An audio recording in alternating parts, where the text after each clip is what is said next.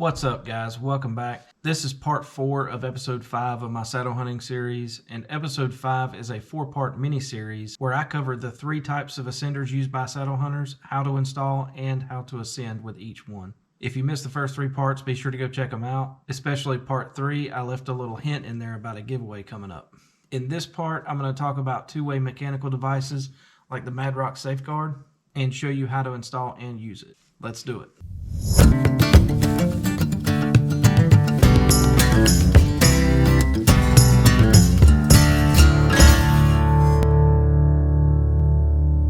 So first I want to explain what I mean by a two-way mechanical device. In the last part of this mini-series, I talked about devices like the Kong Duck, the Ropeman 1, and the CT Rolled Lock, and these devices only allow you to ascend the rope. While you can pull the release and slide the device down the rope, these devices are not meant to help the climber descend, hence why I call them a one-way device. So the reason that I'm calling these a two-way device is because they are designed to allow the climber to ascend and to descend the rope. So saddle hunters that use this device are usually ones who use a one stick, who whenever they're done hunting, they just pack their stuff up, rappel down, pull the rope down, ready to go. But some folks who use multi-stick setups also like to rappel down while they're getting their sticks. So this device is not limited to one type of saddle hunter. It's all about user preference and what they're comfortable with, but using this type of device is only necessary if you plan to rappel as your method of descent. So there's a couple different ways that you can incorporate this device into your climbing technique. You can use your tether and your lineman's belt with a one-way ascender like the Kong Duck to climb. And when you're ready to rappel down, you just switch to your rappel line with your Madrock Safeguard or GriGri or whatever your device of choice is, and use that device just to descend with. In my opinion, there's really no benefit to doing it that way. It requires you to bring 3 different ropes and 3 different devices, and you have to switch over before you can descend. What most folks are going to do is either use a roll pouch or a dump pouch, and they're going to keep the majority of their rappel line in that pouch with about 8 foot sticking out that they can use as their tether. If you do it this way, you will not need a separate tether, but some people like to use a lineman's belt 100% of the time, and that's completely fine. Again, it's all user preference. But if you're using your rappel line as your tether, then you can drop a rope and a device off of your kit to kind of lighten up a little bit. And whenever you get done hunting, you don't have to switch over to your rappel setup. It's already set up for you. This video is not really about descending, so I'm not going to go into too much more detail about that. I am currently working on a couple more videos on belay devices, so make sure you subscribe to get notifications when those come out. And if you don't mind, head on over to Facebook and look up Rob's Man Cave and give me a like and a follow. I'd greatly appreciate that. So there are a lot of options for this type of device, but the 3 most common that you're going to find amongst saddle hunters is going to be the Madrock Safeguard, the Petzl GriGri Plus, and the Beal Birdie. These all work essentially the same way, but they all have their differences in functionality and design.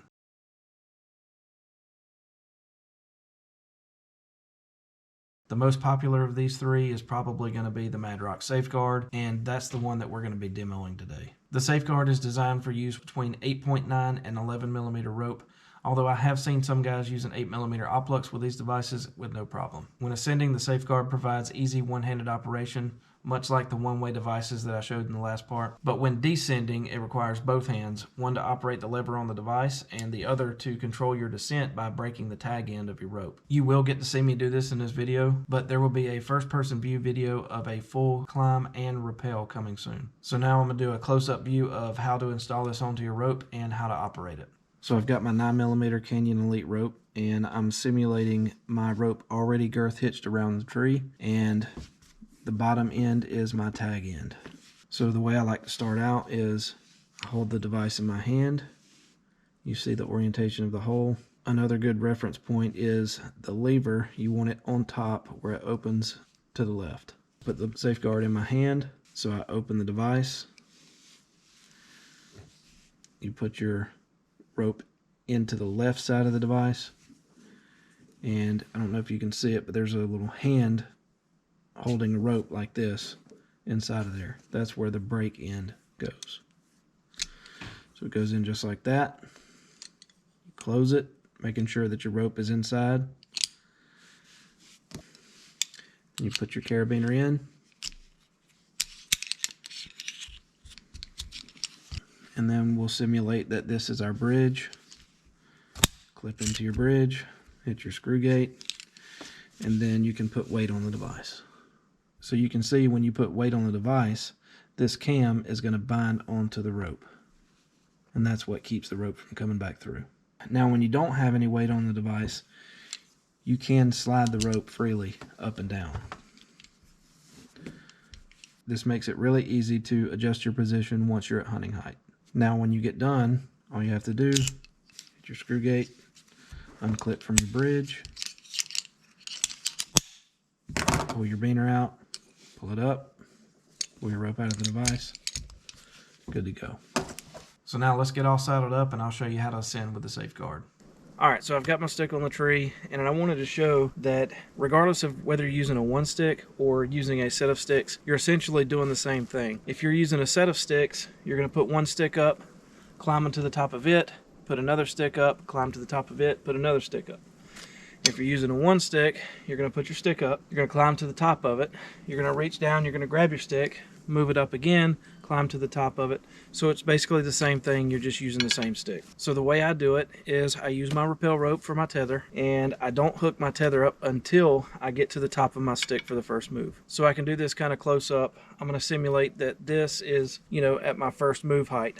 And so I'm going to climb to the top of it, hook my tether up, and then I'm going to come back down and I'm going to move my stick up, and that will simulate my second move, and then I'll show you how I ascend using the Safeguard. So I've got my rappel rope in my roll pouch, and normally I have my Safeguard just on my tether all the time, but I wanted to show you what it looks like to hook it up while you're on the ground. I'm going to release my roll pouch, and I've got about 8 foot of the end of my rappel rope in this zipper pouch that I'm going to use as my tether.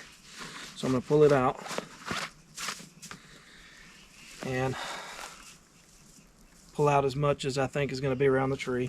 And then I'll go ahead and hook up my Safeguard. So I'm going to open it up like this. Lever is at the top to the back. I'm going to lay it in the left side. And the tag end, which is going to be the rest of my rappel rope, is going to wrap up and hang up out of the top of the right hand side. Close it up. I can go ahead and put my carabiner through. I like my bridge to be about 10 inches long.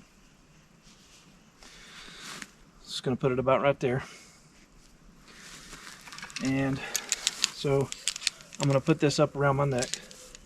I'm going to climb to the top of my stick to simulate my first move.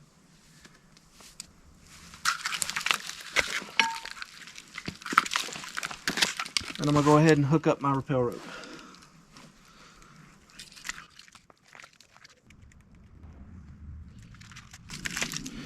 So what I've done is I've pretty much done a girth hitch using my Delta Quick Link. And then, so I'm going to move this up as high as I can get it.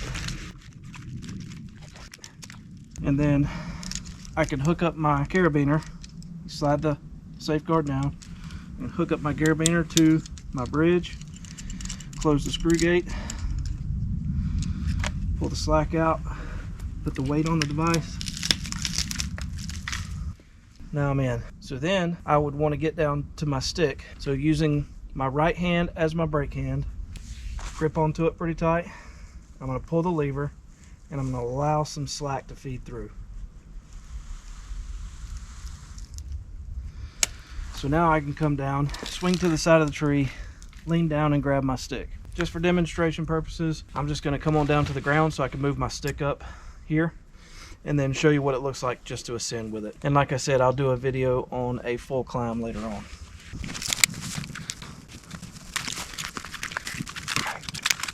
So naturally, on my second move, my altimeter would already be released.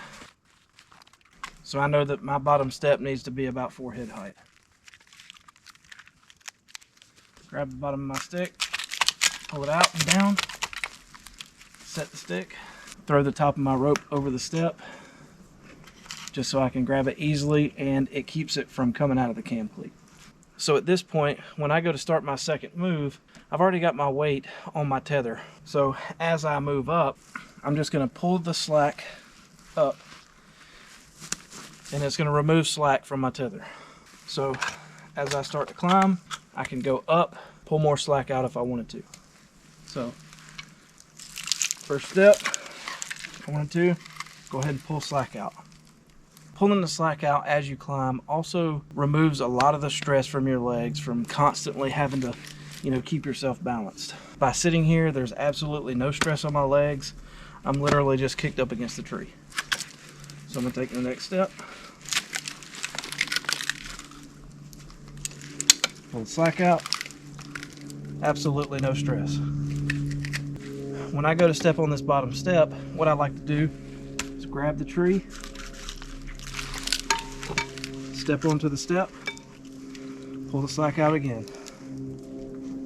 Absolutely no stress. Then, when I get my other foot on the bottom step, I'm up to the tree,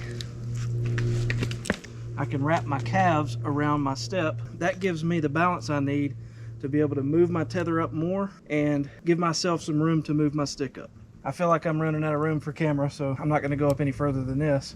When you get done hunting and you're ready to come down, you know, the rope that you use to pull your bow up, you would hook it up to your rappel line and throw it down to the ground. So when you get back down to the ground, you will be able to pull your rappel line down the tree, and then all you'll have to do is pack your stuff up and get out of there. Back up off the tree a little bit, I can swing to the side, I can unhook my stick, hook it to my saddle, and then go ahead and rappel on down.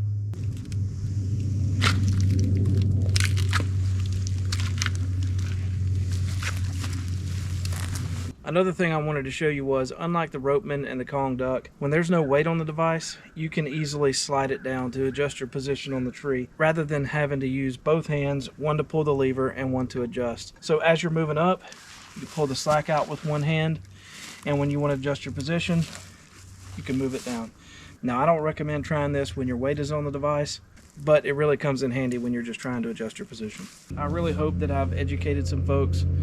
I know that a lot of these demonstrations were kind of mild, but like I said earlier, I'm going to do a first-person view video of a full climb and rappel, and maybe that'll help you out a little bit more, being able to see firsthand exactly how an actual climb looks. A lot of people are really starting to take off one sticking. I think it's a really good method. I think it's just as safe as all of the other methods. I'm not really in the best shape, but it seems to work really well for me. I feel like the gear I'm using is a lot of the best stuff out there. The Eastern Woods Outdoors Ultimate One Stick with the Ultimate Platform, with the EWO slotted ultralight bottom step. I've got the Ultimator with the pack and play on the bottom of the stick, running 9mm Canyon Elite, tethered Phantom saddle. One thing I can recommend is please don't go out and buy the cheapest gear you can get. Make sure that whoever you're buying from has done testing. Make sure that the claim weight capacity specs have been proven. There's a lot of guys out there making some very good quality stuff. I don't really think that you can put a price on your safety, but for some reason a lot of folks out there just want to skimp and get the cheapest stuff available. It's not about having the most expensive thing out there, it's about having the safest. You know, you want to get out there, you want to make it easy for yourself, but at the same time, you're not doing your family any favors by going out and killing yourself. Make sure you guys are practicing at ground level with your gear. If you're uneasy about something, ask somebody. Reach out to me. I'll do the best I can to answer any questions I can. I don't claim to be the most knowledgeable person out there. If I don't know the answer, I will definitely know where I can find it. I've got a lot of gear that I'll be testing and putting to use over the next couple of weeks, so make sure you subscribe to get notifications when I drop those videos. Definitely stay tuned for the first-person view climb and rappel. Again, if you've got any questions, please leave me a comment below. Hit that like button, share this video with your buddies. We'll see you guys next time in Rob's Man Cave.